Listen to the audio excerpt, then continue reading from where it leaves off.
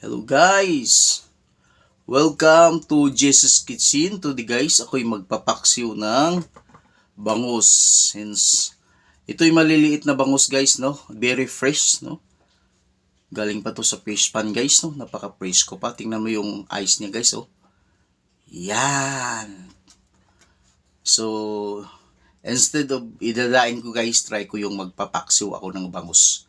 I have 4 pieces of small size na bangus. Yan.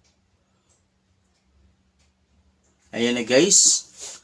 Add ko ng aking luya guys, no? Then yung ating garlic or bawang, sibuyas at kamatis guys. Yan. So mix lang natin guys, no?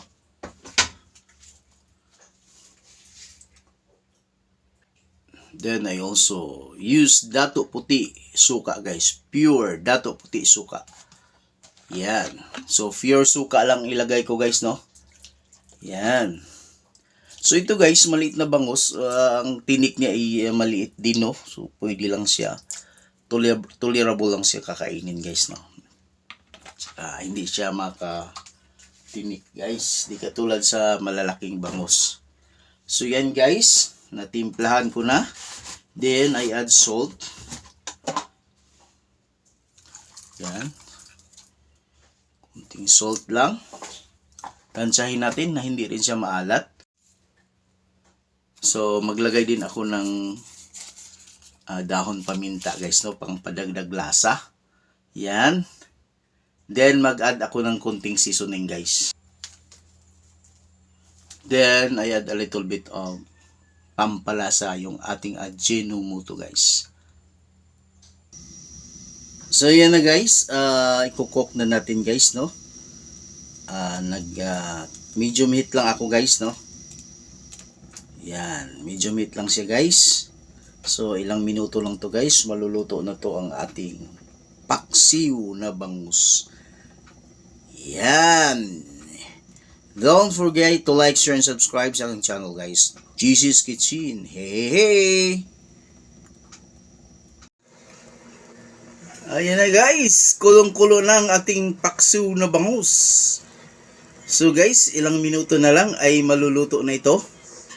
Pure suka lang itong nilagay ko guys, no? Wala nang ibang nilagay kong any water or ano pa man guys, no? Sarap nito guys.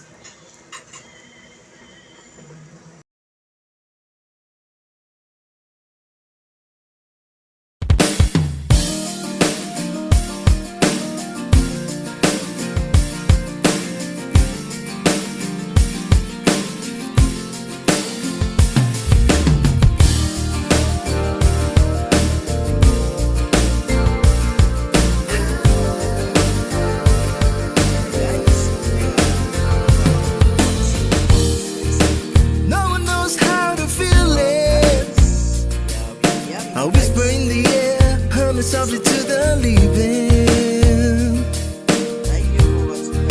I see a flame inside me, shining on the speeds of mine. My soul was weakening. I found you.